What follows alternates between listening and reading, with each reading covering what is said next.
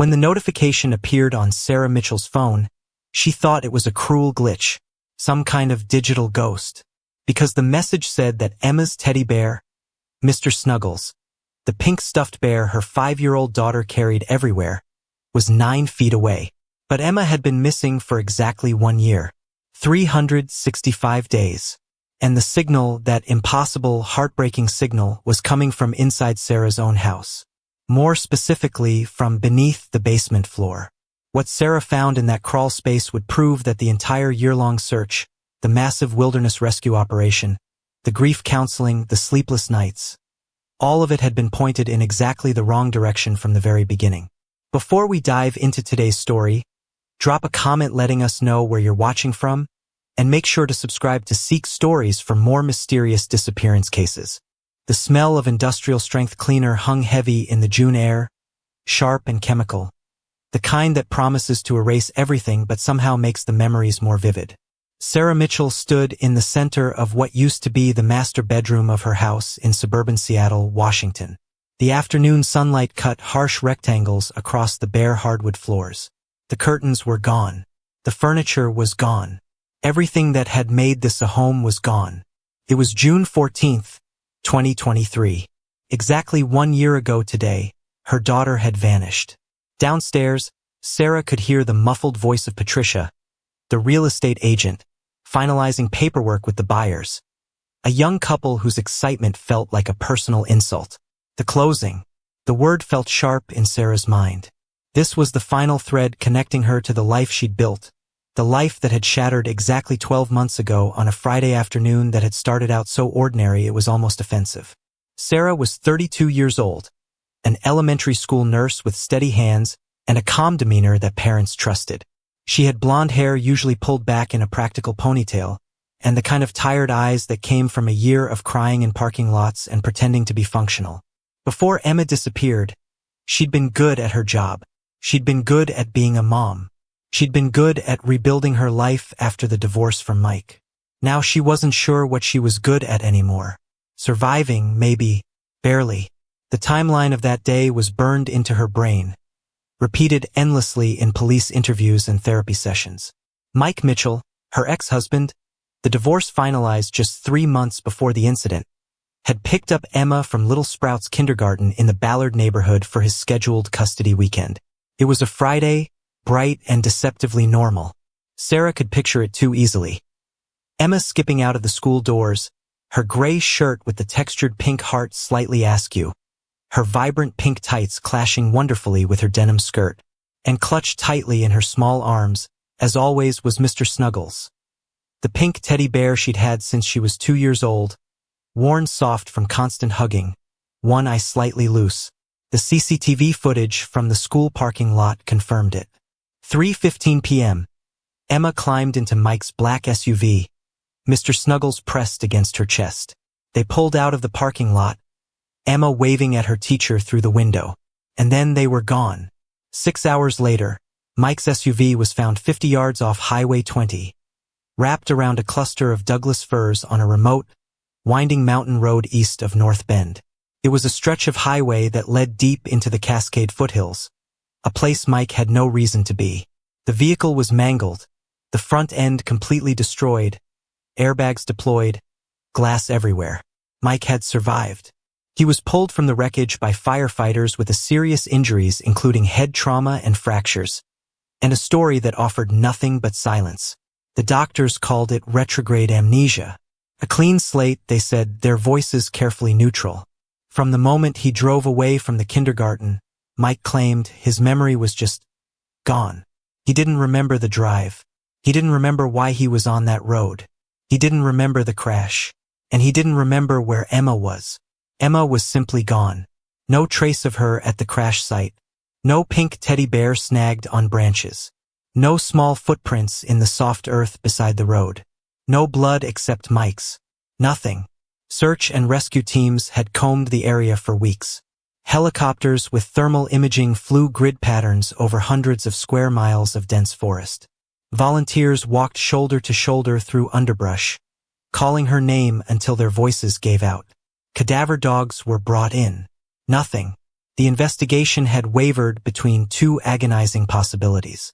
One theory suggested that Emma may have been separated from the vehicle during the crash and lost somewhere within the vast, unforgiving wilderness of the Cascade Range, an area so remote and difficult that even extensive search efforts failed to uncover any trace of her. The second theory considered the possibility that something unexpected happened before the accident, and that Emma may have been taken away from the scene by an unknown third party. Both scenarios led to the same devastating conclusion. Sarah's daughter was gone, and after months of searching, there were still no answers about what had happened, or where Emma might be. Sarah pressed her fingers against her temples, fighting back the familiar pressure of tears. This house sale was supposed to be closure, a final step in the impossible process of moving forward. Instead, it felt like she was amputating a part of herself and leaving it behind. She forced herself to move to complete the final walkthrough. One last inventory of absence. She walked through the empty rooms. Emma's bedroom with the pale purple walls and the stickers they'd never fully scraped off. The bathroom where Emma used to insist on bubble baths every night. The kitchen where they'd made pancakes shaped like dinosaurs. And finally, the door to the basement. Sarah's hand hovered over the doorknob. She hadn't been down there since the day Emma disappeared. The basement had been Mike's domain during their marriage, his workshop, his space, filled with his tools and his projects and his presence. After the divorce, after Mike moved out to a cramped apartment in Renton, Sarah had simply closed the door and pretended that part of the house didn't exist.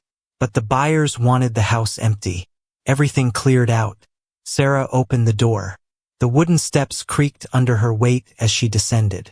The air was cooler down here, stale and thick with dust. The smell of concrete and old wood.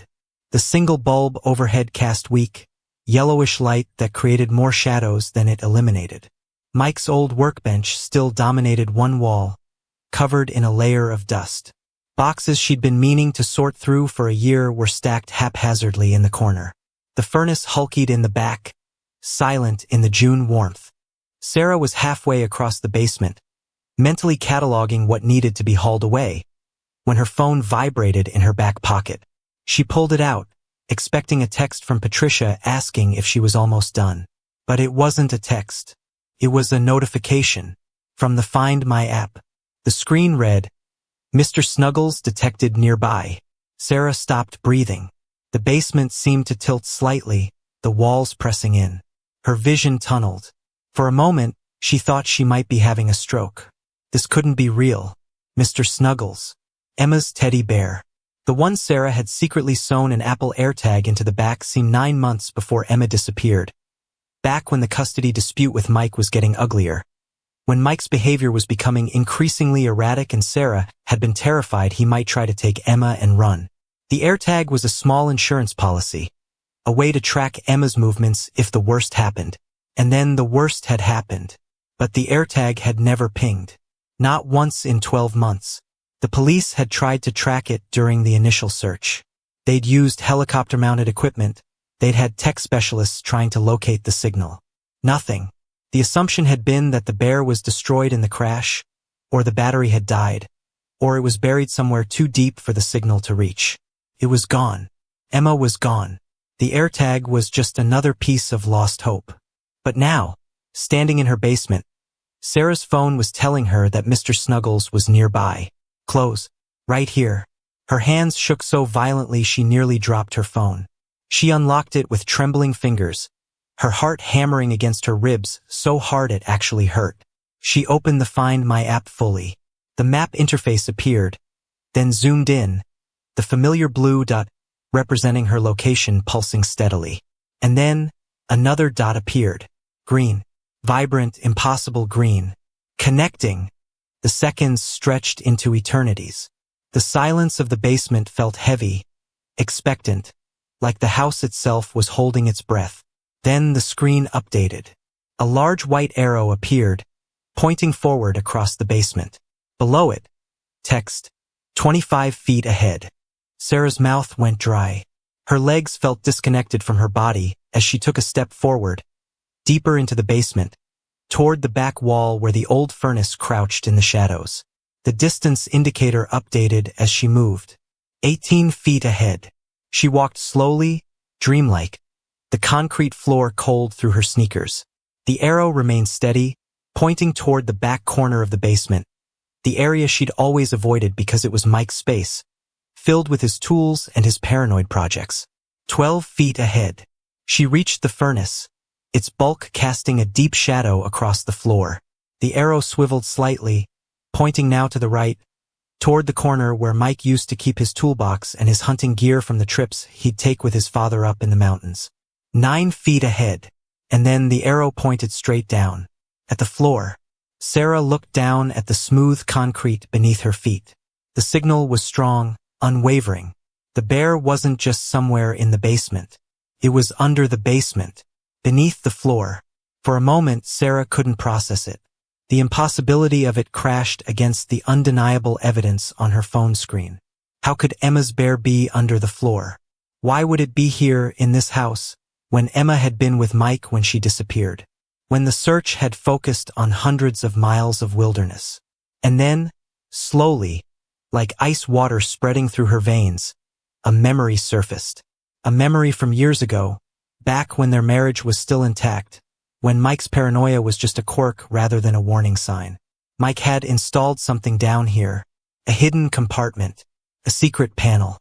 He'd been obsessed with security, always talking about needing a safe place for important documents, for emergency cash, for valuables that needed to be protected from home invasions or government overreach or whatever conspiracy theory was consuming him that month. Sarah had thought it was excessive but harmless, just Mike being Mike. She'd barely paid attention when he showed her the finished product. A section of the basement floor that looked like solid concrete, but was actually a removable panel, accessing a shallow crawl space between the floor joists. Sarah dropped to her knees, her phone clutched in one hand, the other reaching out to feel the floor. Her fingers traced the concrete, searching for a seam, a gap, anything that might indicate an opening. The signal pulsed on her screen, insistent. Here, right here, 9 feet below you. She found it, a nearly invisible line in the concrete, expertly concealed. The panel was roughly 3 feet square, designed to blend seamlessly with the surrounding floor. Mike had done good work. You'd never notice it unless you knew exactly where to look. Sarah tried to pry it up with her fingernails, but the panel was seated too firmly, sealed by a year of settling and dust. She needed leverage. Sarah? Patricia's voice called down from the top of the stairs. The buyers are ready to sign. Are you almost done down there? Sarah's heart lurched. The buyers. The closing. If she didn't act now, this house would belong to strangers, and whatever was under this floor would be lost forever, sealed away in someone else's basement. Sarah's voice came out strangled. She cleared her throat and tried again, louder. I need a few more minutes. I found something I need to take care of. Well, make it quick. They're getting anxious. Sarah scrambled to her feet and ran back across the basement to the old workbench. She yanked open drawers, searching until she found it. A heavy crowbar, the metal cold and solid in her hands. She ran back to the corner, dropped to her knees again, and jammed the flat end of the crowbar into the thin seam she'd found. She pulled down with all her weight. The crowbar bit into the concrete. Nothing happened.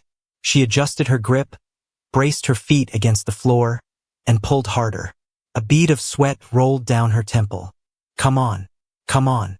There was a grinding sound, concrete against concrete, and then suddenly the panel shifted. Just an inch, but it moved. Sarah repositioned the crowbar, working it deeper into the gap, and pulled again. This time the panel lifted, hinges Sarah hadn't noticed squealing in protest. The panel swung upward, revealing darkness beneath. The smell that wafted up was musty and old, the scent of undisturbed space, of air that had been sealed away. Sarah fumbled with her phone, switching from the Find My app to the flashlight. The beam cut through the darkness, illuminating the shallow crawl space below. It was maybe 2 feet deep, the bare earth visible between the floor joists, cobwebs stretching across the space like forgotten curtains. And there, tucked against a support beam, half covered by a scrap of old insulation, was a small, dusty shape in unmistakable pink. Mr. Snuggles. Sarah's hands shook so badly she had to brace the phone against the floor to keep the light steady. She reached down into the crawl space, her arms scraping against the rough edge of the concrete, and her fingers closed around the soft, familiar fabric of Emma's teddy bear. She pulled it up into the light. The bear was dusty, one ear slightly matted, but intact. Sarah clutched it to her chest, and for a moment, she couldn't see anything through the tears. Emma had loved this bear more than anything. Emma had slept with it every single night. Emma had brought it to kindergarten in her little backpack because she couldn't bear to be separated from it even for a few hours. If the bear was here in this house in a hidden crawl space in the basement, then that meant. Sarah forced herself to breathe, to think. She set the bear carefully on the floor beside her and shone her flashlight back into the crawl space, sweeping the beam across the small space. There was something else down there. A metal box. Small, rectangular, the kind with a simple latch lock. It was pushed back against the foundation wall, almost out of sight. Sarah reached down again, stretching, her shoulders scraping against concrete, until her fingers caught the edge of the box. She pulled it up. The box was heavier than she expected, made of gray painted metal with a simple combination lock on the front. But the lock was broken, the metal hasp bent and forced open, the scratches around it fresh and violent. Sarah's hands trembled as she lifted the lid. Empty. The box was completely empty, but the interior showed the compressed outline of paper bills, the way cash leaves an imprint when it's been stacked tightly for a long time. And taped to the inside of the lid was a small yellow post-it note, the ink faded but still legible. Mike's handwriting, angular and rushed. Emergency fund, $8,000 mm. Sarah sat back on her heels, her mind racing. Mike had hidden cash here. A lot of cash. And at some point, when? Why? He'd come back to this house and taken it. Forced open the lock and emptied the box. But when? And why had Emma's bear been left behind? Sarah shone the flashlight into the crawl space one more time, making sure she hadn't missed anything. The beam caught something else. A small rectangular shape wedged between two joists. Sarah reached for it. A photograph. The edges were yellowed, the surface dusty, but the image was clear. 3 people stood in front of a rustic wooden cabin, mountains rising in the background, dense evergreen forest surrounding them. The photo had been taken in summer, bright sunlight creating sharp shadows. On the left was Mike, younger, maybe 4 or 5 years ago, wearing jeans and a flannel shirt, smiling at the camera. In the middle was Emma, probably 3 years old in the photo, tiny and grinning, wearing a purple jacket Sarah remembered. And on the right was an older man, tall and weathered, with a gray beard and kind eyes. Mike's father, Richard Mitchell. Sarah turned the photo over. Written on the back in Mike's handwriting, Dad's Place, July 2019. Dad's Place, Richard's property. Sarah had only been there once, years ago, during a brief visit when Emma was a toddler. It was somewhere in the Cascade Range east of Seattle, a hunting cabin on 40 acres of heavily forested land that Richard had bought decades ago. Remote, isolated, miles from the nearest neighbor. The realization hit Sarah like a physical blow, so hard she actually gasped. The timeline, the hidden cache, the teddy bear left behind in the rush, the photograph of Richard's cabin. Mike had stopped here. On the day Emma disappeared, Mike had come to this house, the house he'd moved out of months earlier, and he'd broken into his own hidden compartment. He'd taken the cash. And somehow, in the chaos or the hurry, Emma's bear had been left behind, which meant Emma had been here too, in this house, on the day she vanished.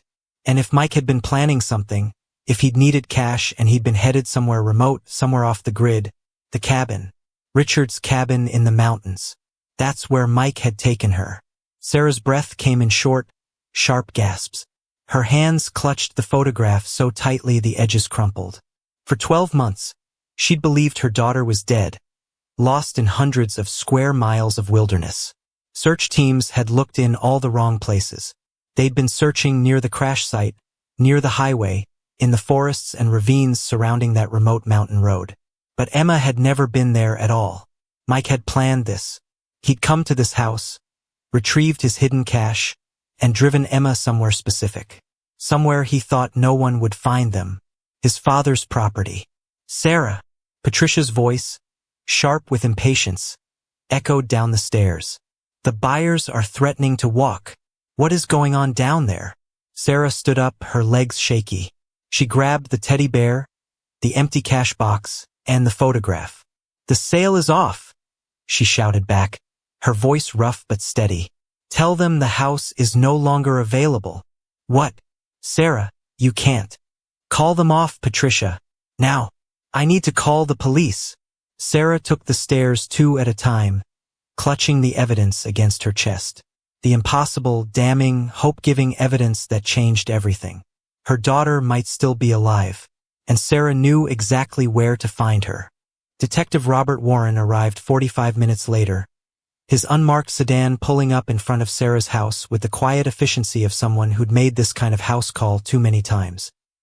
He was in his mid-50s, with salt and pepper hair receding at the temples and the kind of tired eyes that came from 25 years working missing persons cases. He'd been the lead detective on Emma's disappearance from day one. He'd been the one to tell Sarah, gently, that after 3 months of searching, they had to scale back the active investigation. He'd been the one to sit with her in this same living room and explain that without new leads, without any evidence at all, the case was going cold. Now he stood in Sarah's basement, staring down at the open crawl space, the dusty pink teddy bear on the floor beside it, the empty metal cash box, and the photograph. His expression was unreadable, but Sarah could see the wheels turning behind his eyes. Walk me through this again, Warren said, his voice measured. From the beginning. Sarah took a breath, steadying herself. She'd already explained it once when he arrived, but she understood the need for repetition, for making sure every detail was clear. I was doing a final walkthrough before closing on the house. I came down to the basement for the first time since Emma disappeared. And my phone. She held up her iPhone, showing him the Find My app still open, the green, still pulsing in the basement corner. It alerted me that Mr. Snuggles was nearby. Emma's teddy bear. I'd hidden an AirTag inside it months before she vanished, because of the custody dispute with Mike. I was afraid he might try to take her. Warren nodded slowly. And the AirTag never pinged before today. Never. Not once in 12 months. Police tried to track it during the initial search. Nothing. And you followed the signal to this. Warren gestured at the open panel. Mike installed this years ago, during our marriage. He called it a safe space for important documents. I'd forgotten all about it until the AirTag led me here.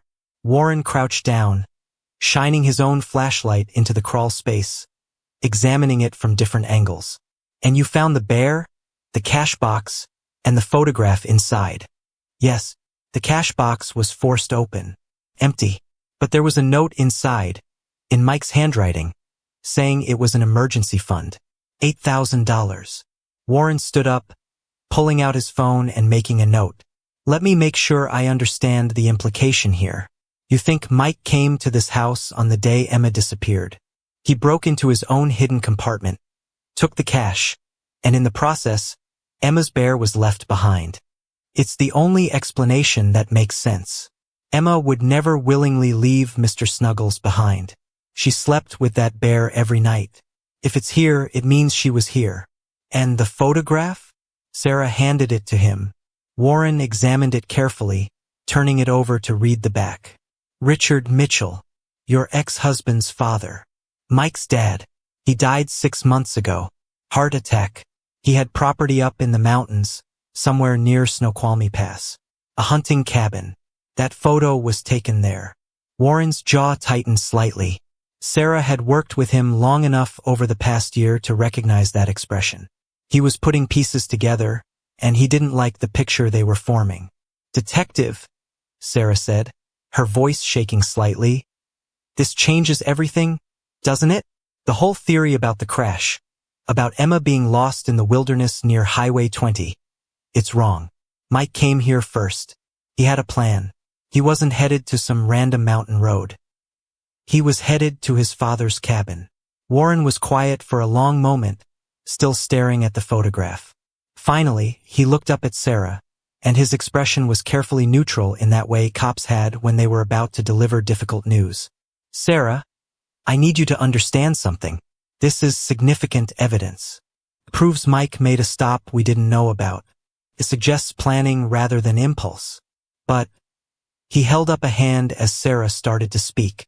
But it doesn't definitively prove Emma is at that cabin.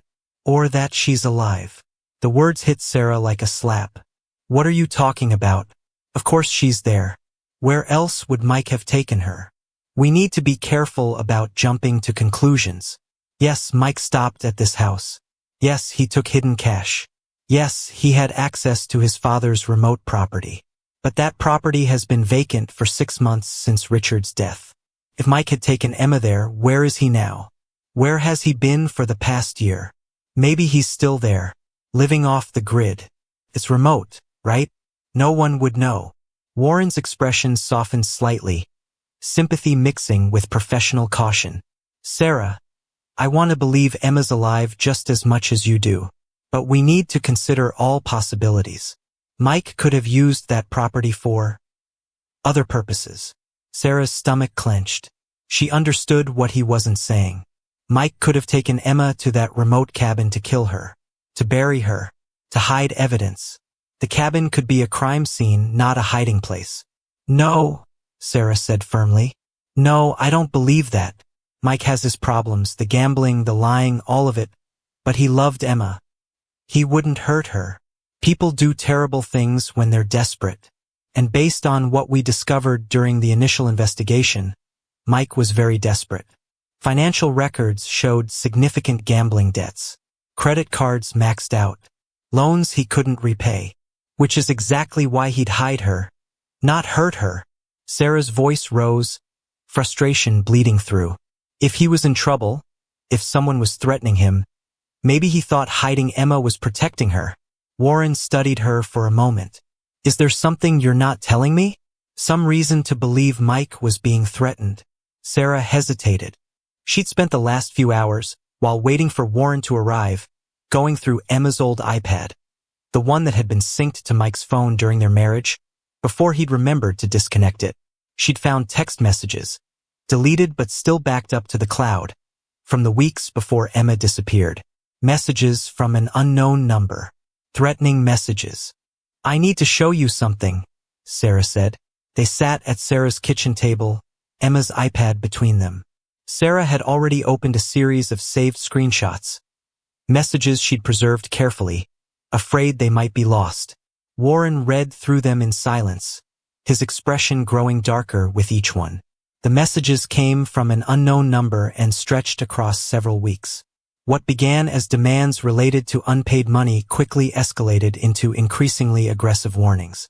As Warren scrolled further, it became clear that the sender was no longer focused on money alone, but was deliberately invoking someone close to Mike in order to apply pressure. One of the screenshots included evidence that made the intent behind the messages impossible to ignore. By the time Warren reached the final message, dated just 4 days before Emma disappeared, there was little doubt that Mike had been placed in an impossible situation, driven by fear rather than choice. Warren set the iPad down carefully. Jesus Christ, he muttered. Why am I only seeing this now? This should have been part of the initial investigation. I didn't know about it until today, Sarah said. I'd put Emma's iPad away in a drawer after she vanished. Couldn't look at it. But when I found the bear and started thinking about why Mike would need emergency cash, I remembered the iPad was still synced to his phone. So I checked. Warren was already on his phone, making a call. This is Warren. I need you to run a trace on a number for me. He read off the unknown number from the messages. Highest priority. Call me back as soon as you have anything. He hung up and looked at Sarah. Do you know who Mike owed money to? Not specifically. I knew about the gambling. I knew he'd maxed out credit cards. But I thought it was just, regular debt. Banks. Credit card companies. Not. She gestured at the threatening messages. Not this. These messages are from a loan shark. Or someone working for one. The phrasing, the threats, this is how they operate. And the amount, $45,000, That's in the range where people go to private lenders when banks won't touch them anymore. So Mike borrowed money from dangerous people. They threatened Emma. And Mike. Sarah's mind was racing, pieces clicking together. Mike panicked.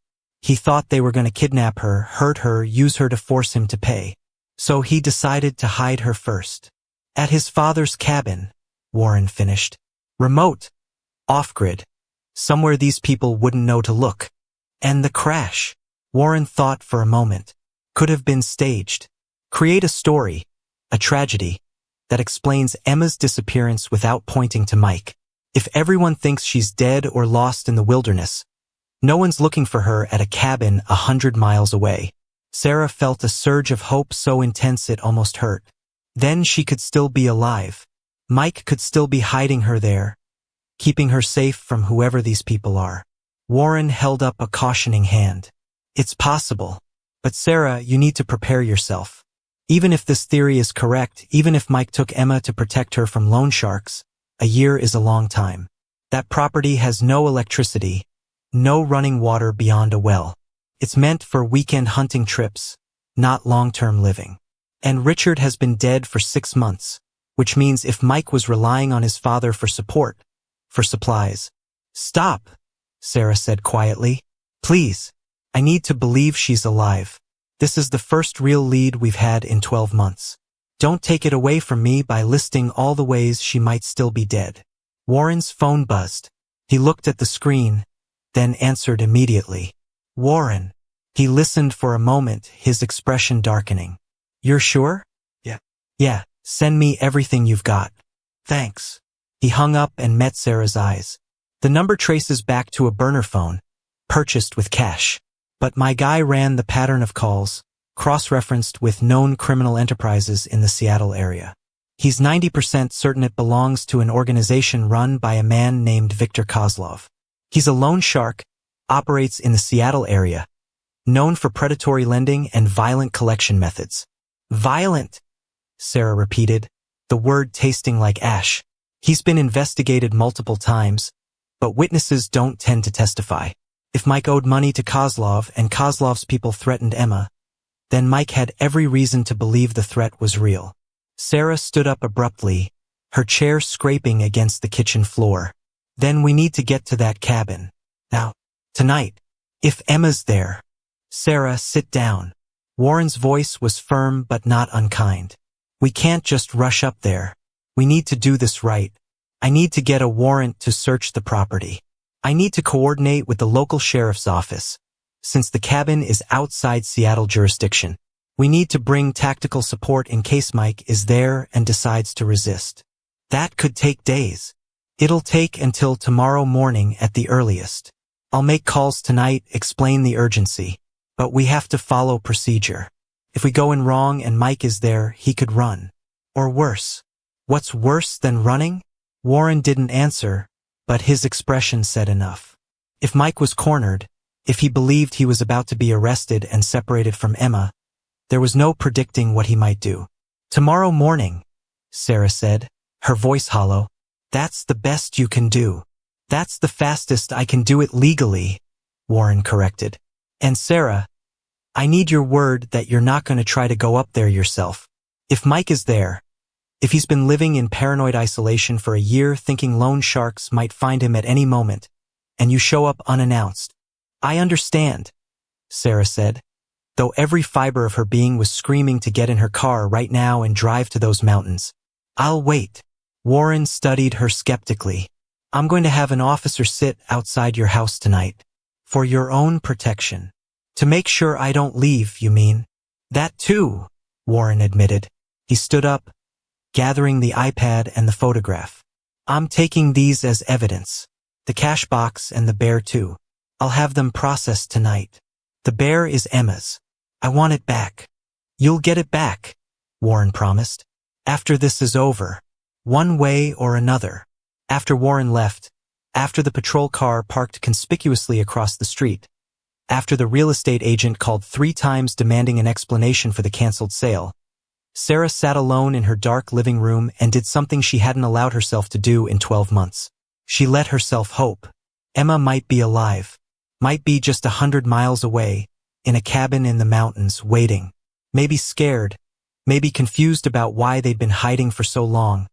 But alive, breathing, growing, still her daughter. Sarah pulled up Google Maps on her laptop and searched for Richard Mitchell's property. It took some time. The cabin didn't have a street address, just a parcel number, but she finally found it in the property records database. 40 acres in unincorporated Kittitas County, accessed by Forest Service Road 4820, about 12 miles south of Snoqualmie Pass. The satellite imagery showed dense forest, a small clearing with what might be a structure, but the resolution wasn't good enough to make out details. It would be a 2-hour drive from Seattle, maybe less if she pushed it. Sarah looked out the window at the patrol car. The officer inside was visible in silhouette, definitely awake, definitely watching. Tomorrow, Warren had said. Tomorrow morning they'd get the warrant, assemble the team, head up to the cabin. And Sarah would be forced to wait in Seattle, pacing her empty house, while strangers went to find her daughter. No, absolutely not. Sarah closed her laptop and went upstairs to her bedroom. She set her alarm for 3 a.m. The night shift patrol officers always got drowsy around then. And she knew from a year of insomnia exactly how long it took to drive to Snoqualmie Pass in the dark. She was going to find her daughter. Tomorrow morning was too late. Sarah's alarm went off at 3 a.m., but she'd barely slept anyway. She silenced it immediately and lay in the darkness, listening. The house was completely quiet, that deep night silence that felt almost solid. Outside, the street was empty except for the patrol car still parked across from her driveway. She'd packed hours ago. A backpack with water bottles, protein bars, a flashlight, her phone charger, and, after some hesitation, a canister of pepper spray she'd bought years ago and never used. She wasn't sure what she'd find at the cabin. Wasn't sure if Mike would be rational or desperate or dangerous. The pepper spray felt both inadequate and excessive, but she'd packed it anyway. Sarah got dressed in the dark. Jeans, hiking boots, a dark hoodie. She pulled her blonde hair back in a ponytail and crept downstairs, avoiding the third step that creaked. The patrol car was her biggest problem. But Sarah had grown up in this neighborhood, had spent months during the divorce planning how she'd leave if Mike ever showed up drunk or angry. She knew the backyard gate opened onto a path between houses that led to the next street over. She'd have to leave her car behind. It was parked in the driveway, clearly visible, but she could call an Uber from the next street. Felt ridiculous, sneaking out of her own house like a teenager breaking curfew. But Warren had made it clear he'd stop her if he knew what she was planning. And Sarah couldn't wait. Couldn't spend another 12 hours wondering if Emma was in that cabin. Couldn't risk that something might go wrong with the warrant or the tactical team or any of the 1,000 things that could delay or derail an official police operation. She slipped out the back door, closing it silently behind her. The June night was cool, the air carrying the smell of cut grass and cedar. She moved quickly through her backyard, past the forgotten swing set Emma used to play on, and through the gate. The path between houses was narrow and dark, lined with overgrown shrubs. Sarah's heart pounded, every sound amplified. A cat yowling in the distance, a car alarm several streets away, her own breathing harsh in her ears. She emerged on Willow Street and quickly walked 3 blocks north before pulling out her phone to request an Uber. The driver arrived 10 minutes later, a sleepy-looking guy in his 20s who didn't ask questions when Sarah requested a drop-off at a 24-hour diner in North Bend, about 30 miles east of Seattle. From there, she'd rent a car. She'd researched it all yesterday. There was a small regional car rental place that opened at 5 a.m. She'd wait. The Uber ride took 45 minutes. The driver tried to make conversation at first, asking if she was heading out for an early hike, but Sarah's monosyllabic responses eventually got the message across. She stared out the window as Seattle's suburbs gave way to darker, more forested areas. The highway climbed gradually into the foothills of the Cascades. In the distance, even in the darkness, she could see the jagged silhouettes of mountains against the slightly lighter sky. Emma was up there somewhere. Sarah was sure of it now. She could feel it. That same maternal instinct that used to wake her seconds before Emma cried out from a nightmare. That same pull that told her when her daughter needed her. Hold on, baby. Mommy's coming. The car rental place in North Bend was a small operation run by a weathered man in his 60s who introduced himself as Dale and didn't seem at all surprised to have a customer at 5 in the morning. Lots of folks head up to the mountains for sunrise hikes, he explained, processing Sarah's driver's license and credit card with efficient movements. You want the 4-wheel drive, I'm guessing? Yes, Sarah said. The cabin was accessed by a Forest Service road, which likely meant dirt, rocks, and possibly washed-out sections this time of year. Planning to go far up? Dale asked conversationally. Just exploring, Sarah said vaguely. Dale handed her keys to a dusty Jeep Wrangler. Be careful up there. Cell service gets real spotty once you're past the pass. And the roads can be tricky if you don't know them. I'll be careful, Sarah promised. She drove. The sky was just beginning to lighten in the east. That deep blue pre-dawn glow that meant sunrise was still an hour away. Sarah took Highway 90 east, following the same route Mike would have taken a year ago. The road climbed steadily, cutting through forests of Douglas fir and western hemlock, past the small towns that catered to hikers and skiers depending on the season. She passed the exit for the area where Mike's SUV had been found crashed. The crash site was about 10 miles north of the highway, up a winding mountain road that led nowhere in particular, which was exactly why it had never made sense. Why would Mike have been on that road? He'd claimed amnesia, so there was no answer. But now Sarah understood. The crash had been staged. A diversion. While search teams combed the forest around that remote stretch of highway, Emma had been somewhere completely different. Sarah drove past Snoqualmie Pass, the elevation making her ears pop. The highway continued east for a few more miles before she took the exit Dale had helped her identify on a paper map. GPS was unreliable up here, and Sarah wanted the physical map as backup.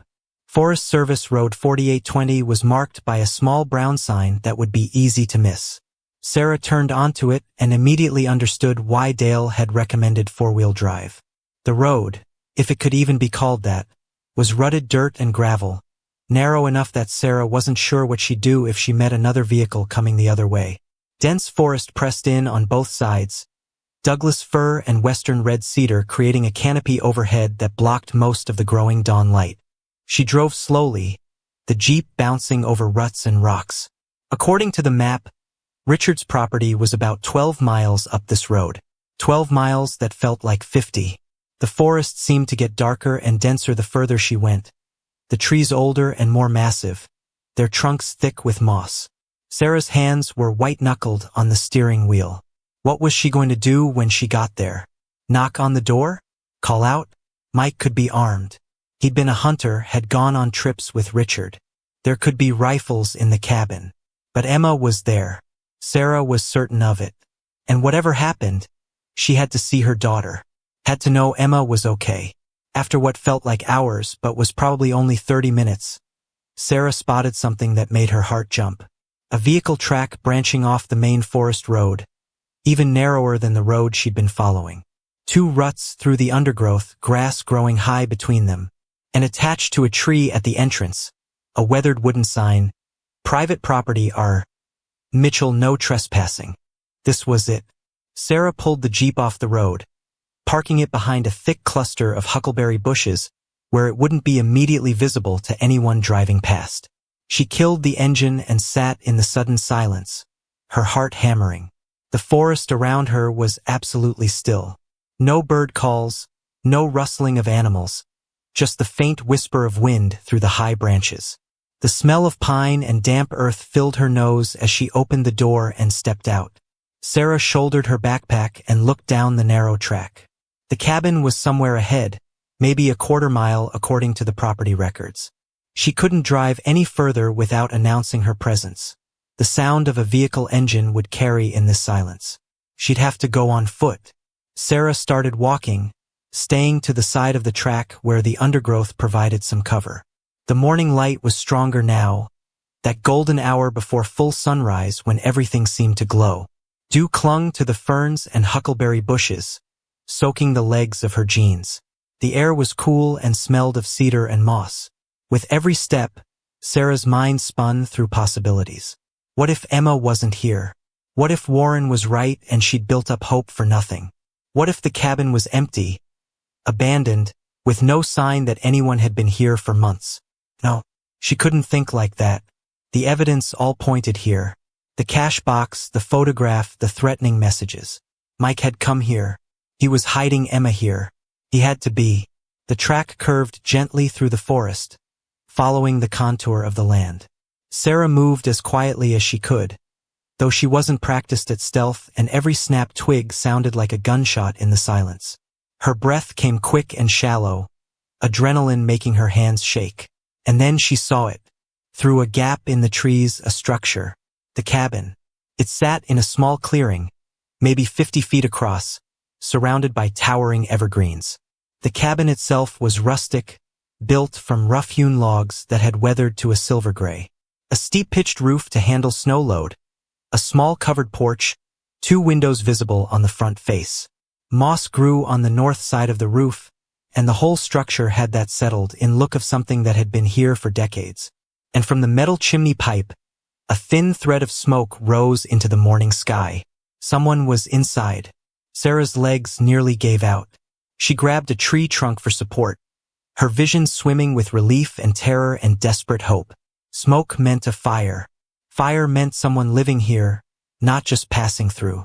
Someone was in that cabin right now. Emma. Sarah crept closer, circling around to approach from the side where she'd have cover from the forest. She could see now that there was a small shed behind the cabin, its door hanging slightly open. And next to the shed, partially covered by a green tarp, was a vehicle. Sarah couldn't see it clearly from this angle, but the shape looked right. An SUV. Black. Mike's vehicle. They were here. Both of them. They had to be. Sarah's mind raced with indecision. Should she call out? Announce herself? Storm the door? She'd been operating on pure adrenaline and instinct, but now that she was actually here, she realized she hadn't really planned this part. She'd been so focused on finding the cabin that she hadn't thought through what happened next. She was spared the need to decide by a sound that stopped her heart. The cabin door opened. Sarah dropped into a crouch behind a fallen log, her breath frozen in her lungs. A figure stepped out onto the porch, and even from this distance, even after a year, she'd recognize that silhouette anywhere. Mike. He looked terrible. Gaunt, his face shadowed with a beard she'd never seen him wear before. His clothes, jeans and a flannel shirt, hanging loose on a frame that had lost at least 30 pounds. He moved with a slight limp, favoring his right side, lingering injury from the crash, probably. But he was mobile, alert. He stood on the porch for a moment, scanning the forest with the paranoid wariness of someone who'd spent too long looking over his shoulder. Then he called back into the cabin, his voice carrying clearly in the still morning air. Emma, stay inside. I'm just checking the perimeter. Emma. Emma was inside that cabin. Sarah's daughter was alive. The relief was so overwhelming that Sarah actually had to clamp a hand over her mouth to keep from crying out. Tears streamed down her face, her body shaking with silent sobs. Emma was alive. Alive. After 12 months of grief, of assuming the worst, of planning a funeral she'd never been able to hold, Emma was 30 feet away, alive and breathing, and then the analytical part of Sarah's brain kicked back in. Mike was checking the perimeter. Why? What was he looking for? Was he still afraid of Viktor Kozlov's people? Did he think they might have tracked him here? Or was this just paranoia, a year of isolation making him see threats everywhere? Mike walked down the steps and began a slow circle around the clearing, his eyes on the forest. He was heading in Sarah's direction.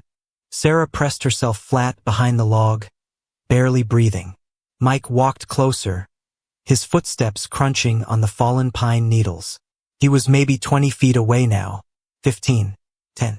He stopped. Sarah's heart hammered so hard she was sure he could hear it. She didn't move, didn't breathe.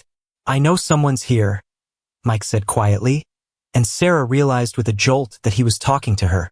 I saw the tire tracks on the main road, fresh from this morning, and I can hear you breathing. Sarah closed her eyes. No point in hiding now.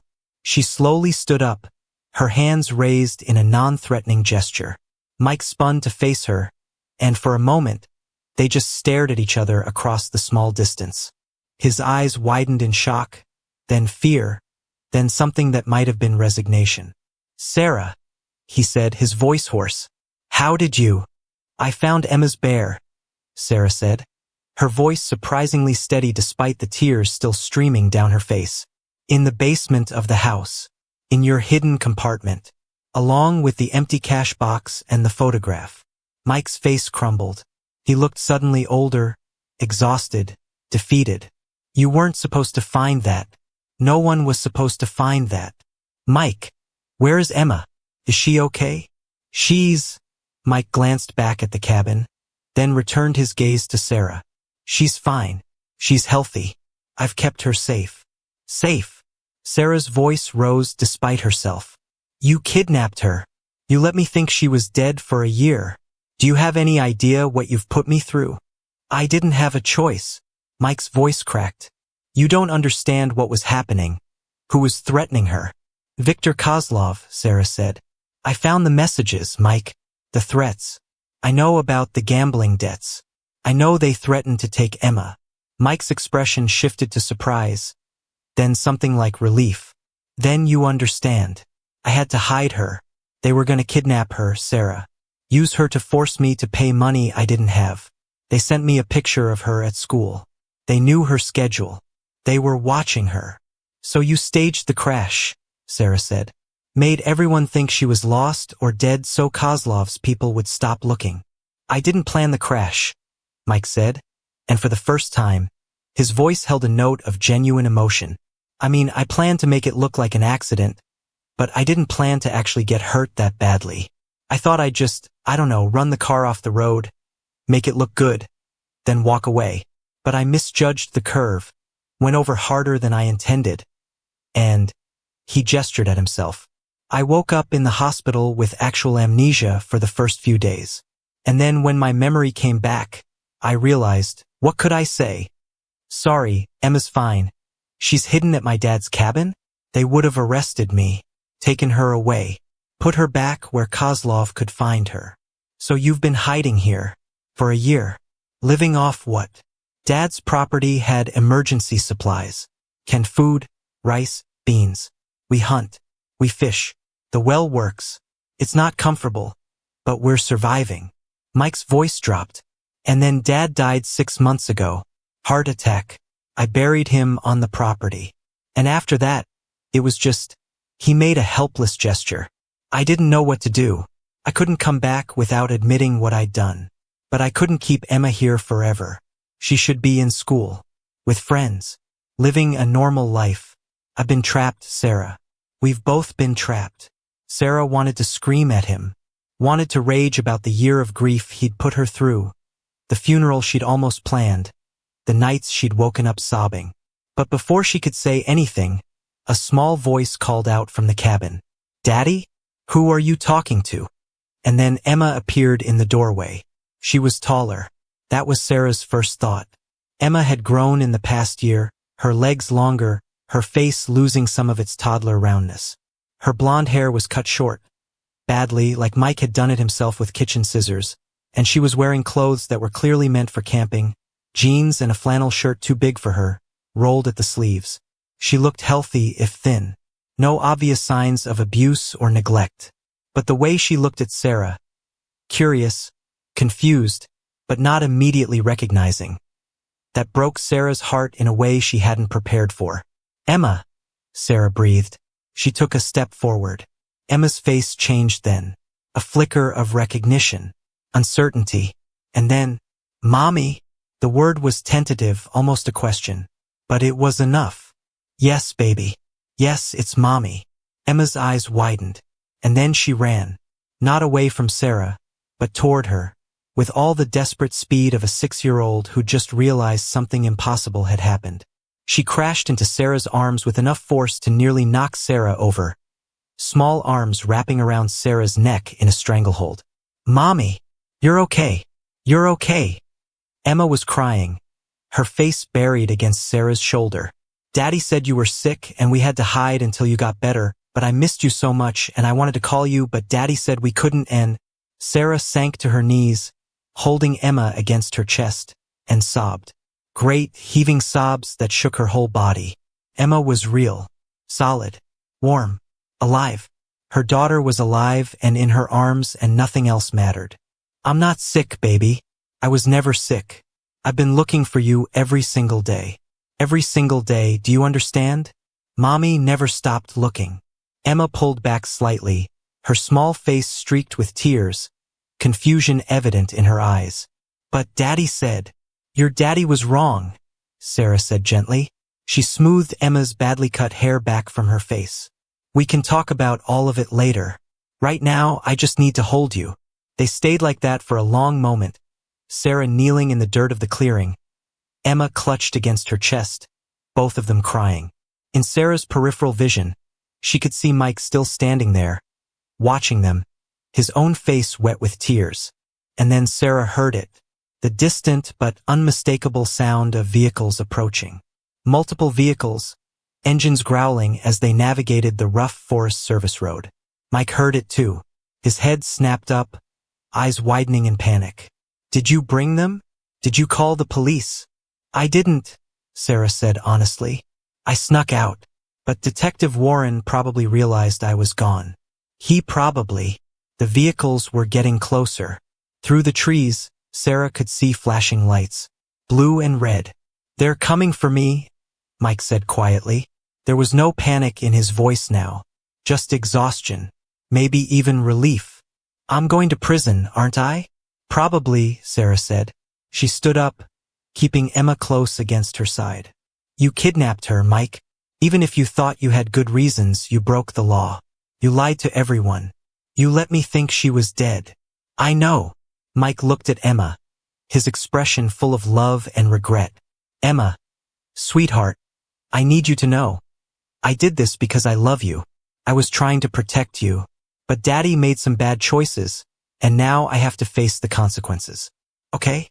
Emma looked between her father and mother, confusion and fear evident on her small face. "Are you going away, Daddy?" "For a while, yeah. But Mommy's going to take care of you. That's what matters. You're going to be safe." The vehicles burst into the clearing, 2 sheriff's SUVs and an unmarked car that Sarah recognized as Detective Warren's. The vehicles stopped, doors flying open, officers emerging with hands on their weapons. "Mike Mitchell," Warren's voice, amplified by a megaphone. "Put your hands where we can see them." Mike raised his hands slowly, keeping his movements careful and non-threatening. "I'm not armed," he called back. "I'm not going to resist." Warren emerged from his vehicle, followed by several uniformed deputies. He took in the scene, Sarah holding Emma, Mike with his hands raised, the cabin behind them with smoke still rising from the chimney. His expression was a mixture of relief and exasperation. "Sarah," Warren said, walking toward her, "you couldn't wait 12 hours?" "No," Sarah said simply. "I couldn't." Warren shook his head but didn't argue. He approached Mike, and 2 deputies moved to flank him. "Mike Mitchell, you're under arrest for kidnapping, custodial interference, filing a false police report, and obstruction of justice. You have the right to remain silent." As Warren read Mike his rights and the deputies handcuffed him, Sarah turned Emma away, not wanting her to see her father being arrested. She sank down to sit on the cabin steps, holding Emma in her lap, and just breathed. It was over. The year of hell was finally over. Emma was alive. She was here. She was real. They'd survived. In the months that followed, life did not return to normal all at once. The urgency faded, and the story shifted quietly from the mountains into court records and legal proceedings. The courtroom is packed on the day of Mike's sentencing. Sarah sits in the front row, Emma at home with Sarah's sister. They'd agreed, despite Emma's protests, that a 6-year-old didn't need to see her father sentenced to prison. The trial had been relatively straightforward. Mike had pleaded guilty to all charges, refusing to drag things out or force Emma to testify. His lawyer had argued for leniency, emphasizing Mike's genuine belief that he was protecting Emma from real threats. Viktor Kozlov had been arrested 3 months earlier on unrelated charges, and the evidence of his loan sharking operation, including the threatening messages sent to Mike, had been entered as evidence. Mike had been a desperate father trying to protect his child from violent criminals, the defense argued. He'd made terrible choices, but his motives had been pure. The prosecution had countered with the year of hell Mike had put Sarah through. The massive waste of law enforcement resources. The trauma inflicted on Emma by isolating her from her mother and forcing her to live off-grid in the wilderness. The manipulation and lies. Good intentions didn't excuse kidnapping. Now, Judge Patricia Holbrook looks down at Mike from the bench. He's cleaned up since his arrest, beard trimmed, wearing a suit his lawyer provided, looking more like the man Sarah had married and less like the desperate survivalist she'd found in the mountains. But his eyes are still hollow, still haunted. "Mr. Mitchell," Judge Holbrook says, her voice measured, "what you did was a crime. Your daughter was reported missing. Extensive resources were devoted to finding her. Her mother spent a year believing her child was dead. You caused immense suffering to many people, regardless of your intentions."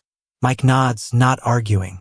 However, the judge continues, "The court acknowledges that you were facing a genuine threat from dangerous criminals. The evidence shows that Viktor Kozlov's organization did threaten your daughter. You were in an impossible situation, and while your response was illegal and caused tremendous harm, I can understand the panic and desperation that drove your actions." Sarah holds her breath. "Therefore, I sentence you to 8 years in state prison for kidnapping and related charges. You'll be eligible for parole after serving 60% of the sentence. Additionally, you'll be required to complete psychological counseling and substance abuse treatment for your gambling addiction. 8 years. Mike will be 42 when he gets out. Emma will be 14, a teenager." As the bailiffs lead Mike away, he catches Sarah's eye. He mouths 2 words, "Thank you." Sarah doesn't respond. She's not sure what she'd say anyway. Thank you for what? For not pushing for the maximum sentence? For bringing Emma home safe? For finding them before another winter in the mountains could kill them both? There are no simple answers anymore. There's just the messy, complicated reality of what happened and what comes next. Emma has been in therapy twice a week since they returned. Dr. Linda Chun is patient and kind, specialized in childhood trauma, and she's helped Emma process the confusion of the past year. Emma struggles with nightmares, with separation anxiety whenever Sarah leaves her sight, with anger at Mike for lying to her, with guilt about missing him despite everything he did. It's going to be a long road, Dr. Chun had told Sarah during one of their parent sessions. Emma experienced prolonged isolation during a critical developmental period. She missed a year of school, of normal socialization, of childhood experiences. But children are resilient. With time and support, she'll heal. Sarah clings to that. On the bad days, when Emma wakes up screaming from nightmares about being lost in the forest, or when she has a panic attack at the grocery store because the crowds overwhelm her, Sarah reminds herself, children are resilient. Emma will heal. On the good days, Sarah can see glimpses of who Emma is becoming.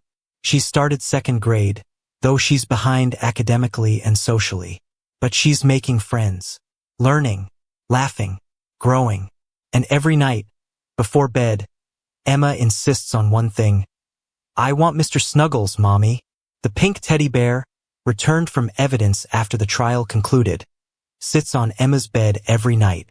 The bear that Sarah had hidden an AirTag inside, never imagining it would one day lead her to her daughter. The bear that had been left behind in a basement crawl space. The single mistake in Mike's desperate plan that had ultimately unraveled everything. Sarah had offered to buy Emma a new bear, one without the painful associations. But Emma had refused. "This is MY Bear," she'd insisted. "He helped you find me." So Mr. Snuggles remains, the AirTag still sewn inside. Sarah hasn't had the heart to remove it. A tangible reminder of the year they lost and the miracle of finding each other again. Looking back now, Sarah understands more than she did in those first desperate weeks after finding Emma. She understands that Mike wasn't a monster, just a broken man who'd made catastrophic choices. She understands that Emma's love for her father is real and valid, even though what he did was unforgivable.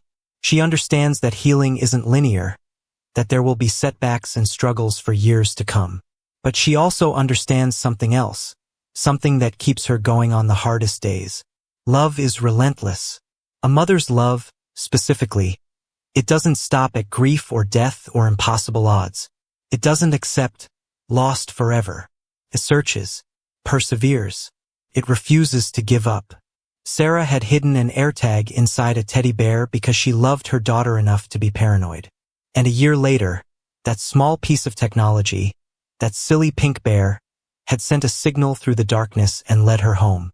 Sometimes Sarah wonders about the other families, the ones whose children are still missing, the ones who don't get their miracle, the ones whose signals never ping, whose clues never appear, whose children never come home. Her heart breaks for them because she knows, intimately, viscerally knows, what that year of not knowing feels like. But Emma did come home. Against all odds, despite everything, she came home. And that has to be enough. 6 months after Emma was found, Sarah gets a letter. It's from Mike, postmarked from the Washington State Corrections Center. She considers throwing it away unopened. She's not sure she wants to read his words, his explanations, his apologies. But Emma asks about him sometimes. Is Daddy okay? Does he miss me? When can I see him? Sarah has been honest with Emma, age-appropriately but truthfully. Daddy made bad choices. Daddy is in prison as a consequence. But Daddy loves you, and yes, when you're older, if you want to visit him, we can arrange that. So Sarah opens the letter. It's short. Mike's handwriting is messy, unpracticed. He was never good at writing by hand. Sarah, I know I don't have the right to ask you for anything, but I want to thank you for not letting Emma hate me. Dr. Chun told me in our session that you've been helping Emma process what happened without demonizing me, and I'm grateful for that. What I did was wrong. I know that now, if I'm being honest. I knew it then. But I was so scared. Not for myself, I didn't care what happened to me. But the thought of those people hurting Emma, using her against me, I snapped. I'm getting help here. Therapy for the gambling addiction. I've been sober from betting for 18 months now. It doesn't erase what I did.